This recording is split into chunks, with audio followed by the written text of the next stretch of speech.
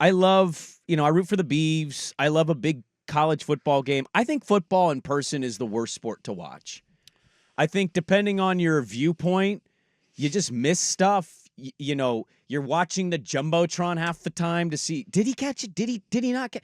Like, I'm in my couch, half naked, getting it all. And I thought there was no further that should be a drop. Proof that I'm in the right here. Now, I understand why you would go down for this game, why a Duck fan would be fired up here. Yeah. But I felt vindicated last night watching Niners Seahawks on Prime on the did he touch the punt or not touch the punt, penalty, no penalty, Niner ball, Seahawk ball, let's go to the challenge. The NFL said he did not touch the punt.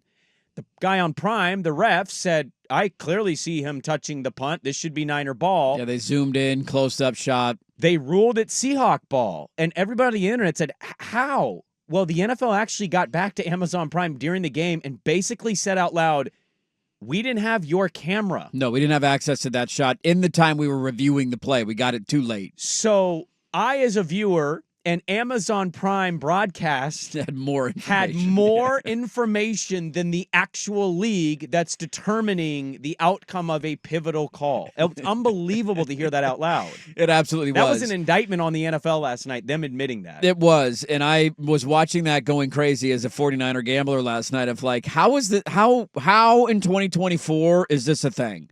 How do we have a replay that clearly shows something and they're showing it over and over and over again in slow motion and it's as clear, like, yes, it touches his finger. That is contact with the football. How is that not a fumble?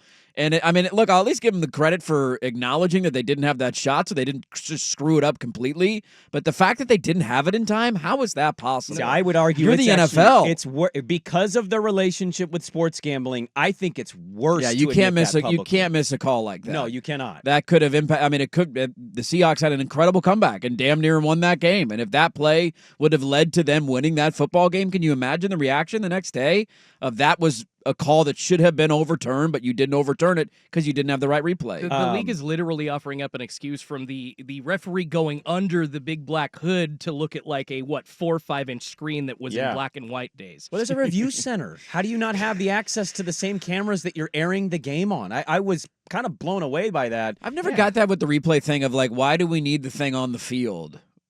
They're all watching it back in the big replay center. They're all slow-moing it and rewinding it. You think that guy's going to determine that in that little tiny picture? Does it make you feel fixed if he doesn't look at a screen, that he's just waiting for somebody in some mythical office to determine the call? Doesn't it make you feel like it might be fixed a little bit? See, I don't feel that way because, again, I think I need the big black you hood. need that guy to put his head in there. This guy's watching just like I'm watching. Yeah. He sees what I see. Instead of him just standing there, imagine him standing there and he's just like, wait, hold on. Me. They're telling me something in my ear that is an incomplete pass. What?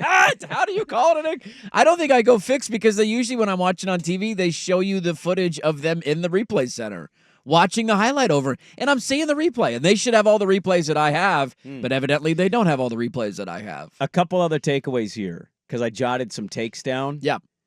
It's my favorite team. I think they can certainly improve when McCaffrey comes back. The Niners are stinky. I don't trust the Niners very much. Stinky Niners. You cannot continue to dabble with this let's blow double-digit leads thing. Yeah. This many times this early. There's a weird thing about that offense. They had some red zone issues going in. They had some red zone issues last night. I don't think that defense is all that great. No. They didn't choke the game away, but the Niners are stinky. Yeah, look, the defense is a problem. I didn't think they were terrible last night. I mean, that whole game swung on the kickoff return for a touchdown. I mean, it's 23-3. You're dominating. You scored coming out of the third quarter, extended your lead. You held them out of the end zone at the end of the first half. They gave up 17 points. Yeah, but 10 to the offense because 7 of them came on a kickoff return, which there's only been 2 in the entire NFL. So that's the one thing. They got that garbage touchdown at the end. They did. They added one on top of it. Touche. I forgot about the last touchdown. So from 17 Seattle. Total offensive. 17 points. total offensive. But I would look at the kickoff return and say, if he doesn't return that, how does that game go? And how many times are you going to give up a kickoff return for a touchdown? The issues that are a main concern for me looking at them is their red zone play. Like, that game should have been a blowout in the first half, but they kept having to kick field goals. And you look up and it's 16-0 when it should have been at minimum 24, 27. Probably. I mean, they dominated that entire first half. Yeah. Seattle couldn't do anything offensively. Threw a pick on their opening drive, multiple 3-and-outs, punting the ball. They had no hope offensively. And then you look up and it's a one-possession game, or could have been a one-possession game. McCaffrey changes everything for them in the red zone. And until they get him back, they just look like a team that's going to struggle to finish drives. They're on like their third and fourth string running backs too, because Mason went down with a shoulder injury. On the other side, I wondered a couple things. One, everybody rant and raves of how sweet these are. Do Seahawks fans enjoy watching their team lose in the jersey they used to lose in? I think there's a bit of nostalgia in not a good way with that. When you watch him play, like, hey, that looks like the old Seahawks. I remember these days. And it's year one. It's like week 7, week 6 in the NFL, so I know I don't want to get too ahead of myself here. I did have an element of, do I think Mike McDonald is a good coach? I know they're dealing with injuries, but...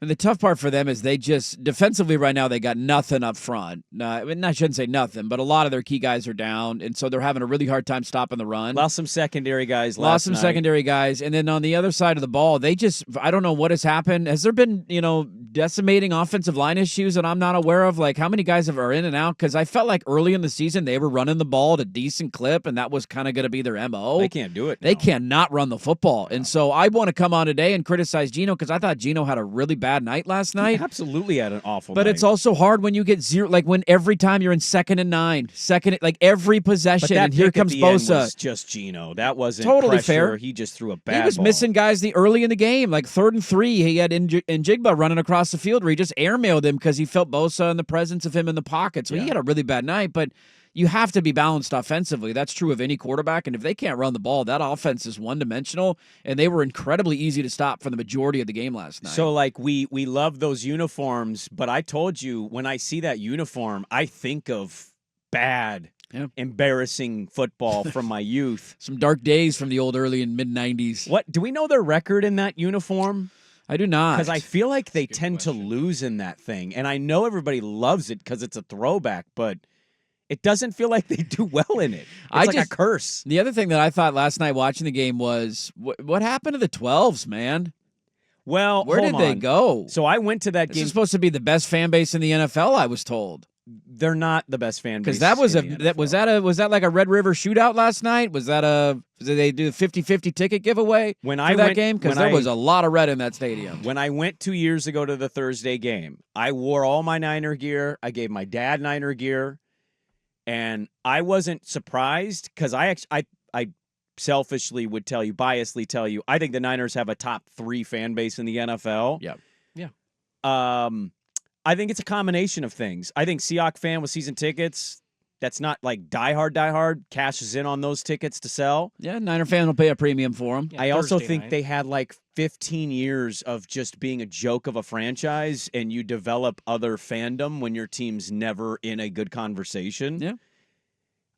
That's not a good look when almost half your stadium is red. I mean, that's not a good look. That's something we make fun of LA for. Like when you turn on a Rams game and you're like, wow, look at that. It's half the other crowd in this stadium. Yeah, but I feel like it might just be kind of the area that we live in, because going back to when I was a kid, this always threw me. Like the local in Salem, Oregon, where I grew up, the malls had San Francisco 49ers gear along with, Ducks and Beavers and Seahawks gear. There was a little tiny slider end of San Francisco 49ers gear, and I feel like we're going back to like old AM radio days where late at night on a cloudy evening, you could hear San Francisco Giants baseball games. You could hear San Francisco 49er games all the way up through the West Coast, and people just kind of took that fandom on. I don't know, but there are a lot of 49er fans here. There's in no the doubt Pacific about that. Northwest. I think there's as many Niner fans here as there are Seahawks fans. Yeah, in our area especially. And in Portland, yeah. It's probably changed a little bit, but that's my whole point of like if you rewind 7 years ago when they were playing the 49ers in Seattle, it didn't look like that.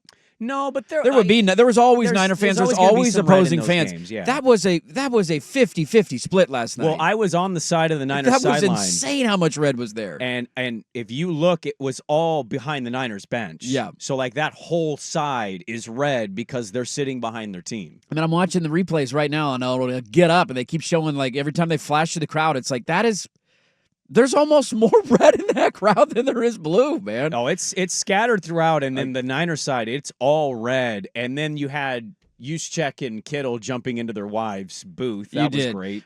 Part of this, I have family up there, and they did the whole thing, like when they were good for that 5-year stretch, all of a sudden I would get texts every weekend about the Seahawks, and they would talk to me about the Seahawks all the time. You hate the Johnny-come-latelys, don't you? And I haven't heard a peep from them, by the way, in like, I don't know, 7 or 8 years now. And I chuckle at that because we kind of did this with OKC in the NBA, and I know Seattle fans will hate that comparison.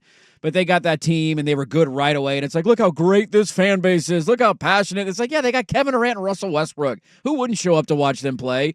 And Seattle all of a sudden got good, and they became one of the best fan bases in the NFL. And now you look at some of their home games, and it's a 50-50 crowd split. Like, there are diehard fans up there. I don't disagree with that. But that when half of your stadium and you're proud of your fan, like that doesn't happen in Chicago. That doesn't happen in Lambeau. That doesn't happen in New England. That doesn't happen. It's not happening in San Francisco. That's not happening in San Francisco. That doesn't happen in a lot of places. But look at Dallas. Niners go to Dallas. It's crazy how red it gets. Yeah, maybe that's part of the Rams game. It's great. Well, L.A., that's what I'm saying. We make fun of L.A. when this happens. I think they're kind of an exception. I think some fans are an exception to the rule, though. Green Bay probably has this a lot when they go on the road. I bet you... In some ways, the Cowboys fans... we know the teams that do it. Yeah, Green Bay, Dallas, yeah. I would argue you're wearing a shirt of a fan base that's had a little bit of that Seahawks stuff you're talking about. There's no front runners in here, bro. What are you talking about? We've all been on this since day one, 1984. We've been watching Duck football every year. I mean, Western Oregon grads I know that are Duck fans. Like, oh, interesting. Oh, our fan base is definitely the same way. There's a lot of Walmart Ducks who have no connection to the university that fell into the fan base 10 years ago. Like, that definitely is a thing. I don't deny it. And maybe this ends up, coming home to roost. I mean, that's a thing. They go to Walmart, they get their Duck gear, and you can tell it's knockoff brand. If I turn on the game tomorrow, not turn on, I'll be there. But if I walk in and half that place is red, I'm sure I'll hear from Seahawk fans of like, hey, what happened here, man? What's going on here? I don't know. I was blown away because we have considered that a great NFL city now for like 15 years, and I'm always a little taken aback when I see that much opposing color in the stadium. That was a lot of red, and it stood out like a sore thumb. It's not a blend-in color. That red against that blue stands out, and you could see it.